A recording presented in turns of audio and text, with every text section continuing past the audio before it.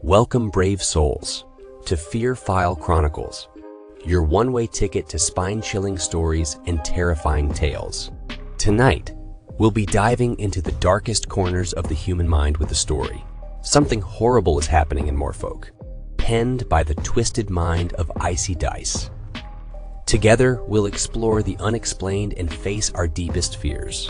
But before we begin, if you enjoy trembling in terror, be sure to hit that like button, share this video with your fellow fear fanatics, and subscribe to our channel.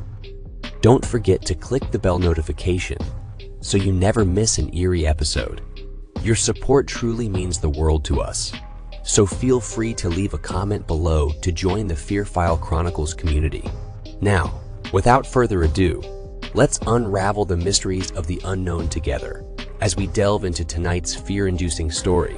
Something horrible is happening in Morefolk. Dim the lights and prepare yourself for a chilling journey into the Fear File Chronicles. You know who this is. Sorry for the long wait, and thank you for your patience. Yes, this is a new email address, though the reason for that should be obvious. I have to hand it to the pigs. They're not as clueless as I believed. What I once thought were monkeys, dressed in uniform, flinging shit at the wall, are actually monkeys using rudimentary tools to fling shit at the wall. I'll admit, it's cute. Still, if Morefolk's finest thought that updating their firewalls, naming their files gibberish, and using monoalphabetic substitution ciphers for their file text was enough to throw me off, they are sorely mistaken. For one, firewalls aren't as effective when I've left a backdoor in the system for free access. Seriously, it's not that difficult to get into something once you've already been inside before. Not to mention, you seriously thought documenting stuff in some basic code would do the trick? That I wouldn't be able to convert it to plain text? At least do something a little sophisticated next time. Might I recommend studying some old telegrams from wartime and seeing how they did things? Seriously, your tech department should be paying me for tutelage. Your cryptography is weak. The only thing I can give you credit for is that I haven't found any information on the unnamed agency referenced in your files. I assume their documents are cataloged in their own entirely separate database, which isn't surprising. Still, the only reason another agency would be involved with you at all would be to order you around behind the scenes like the bunch of lackeys you are. Regardless, that has no bearing on whether you can keep me out of your shit. I suspect you'll either throw out the system and start anew, or the more likely approach you'll take is to start cataloging your documents in analog style. Don't know, don't care. I've already got enough as is. To say that I've got a lot to drop on you all would be an understatement, and a severe one at that. Not everything is going to be shown right here and now, but in time, all will be clear. I've been waiting patiently, meticulously crafting my strategy, waiting for the perfect moment to reappear. Such is the price of truth in a world run by breaking news and hastily woven narratives. There are always dozens, hundreds, even thousands of hands intricately drawing each needle through each thread until a net of lies and misrepresentations have been constructed and cast. Cast upon what? You all, the helpless fish, adrift at sea, going where the tide takes you. Yet, you are not helpless. There is a hand outstretched towards you, and it is my hand. I offer you access to the one thing more valuable than the money or security they try to bribe you with. I offer you access to reality. Reality is, regardless of who witnesses it. Therefore, the optimal way to deny one access to reality is to remove their ability to witness, to see, to observe, and to ogle the beautiful essence of truth. Think for a moment about what it is that best achieves this goal of restricting your perception of reality. What is it that is such an obfuscation, such an obstruction, and such a danger? I'll tell you, it's the narratives. The news, the media, and the outlets all serve as distractions. do not be so naive as to think that the news is on your side. They actively serve the interests of the authorities and their agendas. And once you become privy to that fact, it's obvious. Still, you might find my claims to be dubious. So let's take a look together, shall we? Allow me to show you precisely what I'm talking about. Ellie Singleton, 33, found deceased, in home. The body of Ellie Singleton, 33, was found unresponsive in her home on Monday, January 23, 2023. Authorities arrived on the scene shortly after her husband, Barry Singleton, reported an incident that occurred that Monday night, around 4:47 a.m. Although emergency services were quick to the scene, she was regrettably announced dead upon arrival at Morefolk Town Hospital at 5:09 a.m. Detective Clark Casper, who arrived at the scene shortly following the incident, declined to comment. So too did Barry Singleton. Although the nature of this incident remains highly unknown, its impact on our community is not lost on anyone. Plenty of tears were shed among friends, family, and loved ones, who all shared their sympathies with Mr. Singleton. Ellie Singleton was expected to deliver her first child in the summer of this year. She very much had a love for children, and it wasn't uncommon for her to work as a substitute teacher at Morefolk Elementary. Many of the young students she taught and influenced took part in laying down flowers and paying their respects at the school, which hosted a memorial assembly in her honor. Ellie stood as a pillar of this community, doing what she could to ensure that future generations had a reliable shoulder to lean on. Now, a community stands as one, hearts torn apart for the Singleton family. This will surely be a day of much mourning and prayer. Innocent enough, right? Just a heartfelt news clipping in response to a horrific happening. A good old unifier of the people to get them through a trying time. Aside from that, there's not much to go off of. Granted, this was the first of what we now know to be murders. Let's continue. Tragedy strikes as 25-year-old Sasha Baker was found dead in her bedroom. Onlookers littered the streets as Sasha Baker, 25, was peacefully wheeled out of her home the other night on Saturday, January 29th, 2023. Mothers, fathers, and children held hands in solemn silence as they watched, burdened with the great loss of their friend. It just doesn't make sense. She was young and healthy and happy. I can't even wrap my head around it, said Chuck Rivera, a longtime friend of Sasha Baker. This kind of thing doesn't happen in this town. It just doesn't, commented Ashley Sanchez, who was so disturbed by the death that she had to be comforted by those around her.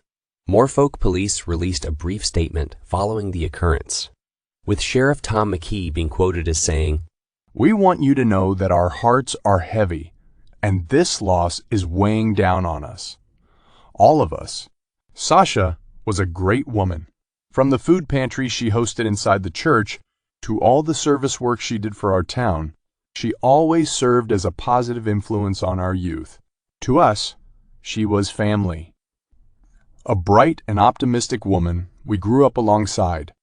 Our thoughts and prayers go out to David Baker and to any and all who are undoubtedly hurting at this time. We will be conducting an investigation into this incident. Absolutely. I cannot confirm anything to you with certainty, but we have reason to believe that, well, this incident may have been the product of foul play. The chances of that being the case are low. Still, our officers are working diligently to ensure that this was not the cause of her death, because that, well, it would be heart-wrenching for all of us. Even more than it already is. We'll do what we can to keep all of you updated. Thank you for your time, and God bless you." At this time, it is unspecified whether this event has any relation to the death of the late Ellie Singleton, who was found deceased in her home just a week prior. Would you look at that? Do you know what I see? Useless fucking platitudes. Thoughts and prayers don't mean shit to us. Not to mention how vague Sheriff McKee was about the supposed investigation they were hosting. They, peacefully, wheeled her body out of the home. Perhaps it appeared that way with several white cloths and EMTs blocking the view of her corpse. I'm not entirely sure how the word peaceful could be applied to the remains of a woman who had her unborn child violently ripped out, nor am I sure how there could be any ambiguity as to whether she was murdered or not. Now, you go ahead and wonder why it is that they're using such passive and evasive language. Something tells me that you already know the answer. Homicide investigation launched following the murder of Claire Summers. Town officials have confirmed that Morefolk police are investigating the untimely death of Claire Summers, 28, which occurred on Wednesday, February 2nd, 2023, as a homicide. We are deeply disturbed by the passing of Claire Summers. The shock and sadness we are all going through cannot be understated. This is not an easy time for anybody, Stated Sheriff Tom McKee when asked for a comment about the recent development. Our investigators' assessment of her death indicates to us that, regrettably, this was the result of a sick individual rather than a horrible accident or medical issue. Continued McKee. This revelation also came with an announcement from town officials that a curfew has been set in place. All citizens are to stay indoors after 9:30 p.m. and all exceptions must be preemptively requested. Failure to abide by this regulation will be met with detainment, and offending persons may face criminal charges. The investigation into Claire Summers' murder will incorporate the recently deceased citizens of Morefolk, Ellie Singleton and Sasha Baker, as police suspect those incidents may be related to this one. As of this moment, Kyle Summers has declined to comment. Claire Summers, perhaps most well known for her bakery located on Oak Way, will be remembered as sweetly as the goods she lovingly shared with us all. Not a single person would disagree that when in Claire's shop, smiles were formed and memories were made. 3 people had to die for them to announce that they were being murdered. 3 whole people. Suppose for a moment that you don't believe me or my leaks, that you don't believe that this was all the doing of a wretched ghoul with sadistic tendencies. Is it not still strange that it took this long for a homicide investigation to be publicly launched? Each death took place inside of the victim's home, while their husbands were sleeping in the same bed as them. Are we meant to believe that a killer did their dirty work, and the husbands just didn't notice? Seriously? These fucking rats in blue think you're all idiots. They think that you won't connect the dots. Don't let them treat you like clueless animals. Do not allow them to be evasive about what's truly happening. Morefolk police patrolling the streets in response to most recent death. The killing of Jackie Middleton, 37, has unsettled Morefolk to its very core. Her death is another in a series of murders, now that the deaths of Claire Summers, Sasha Baker, and Ellie Singleton have been found to be connected. Morefolk police have decided to patrol the streets at night in response to this recent development, and the town curfew has been lowered to 9 p.m. The safety of our town is our priority. We not only need to protect those of you living here, but find and prosecute whichever twisted individual is responsible for these crimes as soon as possible. We ask that you all cooperate with our curfew. And please, if you have any information that may be helpful to this case, contact us. Thank you. Sheriff McKee explained when asked about his plan moving forward. When asked to comment on this tragedy, Jackie's husband, Craig Middleton, was quoted as saying, "There's not much for me to say at this time. The amount of hurt and devastation I'm going through can't be articulated. All I can say is that I hope our police force brings whoever did this to my family to justice." Furthermore, Kyle Summers, David Baker, and Barry Singleton requested to make a joint comment. The 3 men had also recently lost their loving wives, likely at the hands of the suspected killer involved in Jackie Middleton's murder. We've gotten together to support each other as of late. Things have been unimaginably hard to get through each day, but the condolences and support of all of you wonderful people have made it more manageable for us. We know we cannot change what happened, but we can and must address this problem before more lives are taken. Throughout these long, sleepless weeks, we've had the unequivocal support of the Morefolk Police Department. They have shown us great attention, care, and consideration. Most importantly, we know and trust that they will bring this murderer to justice. Please support and believe in them, because they're doing all they can to fix this mess. Once again, we thank you for all the love and kindness you've given us. You all truly exemplify what it means to be wonderful neighbors, friends, and family. Jackie Middleton has always been an outgoing neighbor. Working with Craig out of their small ice cream parlor on the nearby boardwalk, she'd often supply ice cream to nearby businesses for office parties and other celebratory events. Though store-bought ice cream would do the trick in a pinch, there was always something special about her delicious desserts that she made with the utmost love. To Morefolk, Jackie Middleton truly was the cherry on top. They aren't even trying to hide it, are they? Surely you all caught it as well. Suddenly, the husbands who have gone without comment for so long all come together to give a statement. A statement with the takeaway message of trusting the police department. Want to know an interesting little tidbit of information? The author of all those newspaper clippings is the same person. Guess who it was? Does the name Phil Pratt ring a bell? Morefolk's beloved journalist, who happens to be married to Jamie Pratt. As is common knowledge, Jamie Pratt's maiden name is Jamie McKee. These articles were written by the sheriff's son-in-law. I couldn't make this shit up. Still, I know what you're thinking. It doesn't matter who wrote those articles and what biases they have.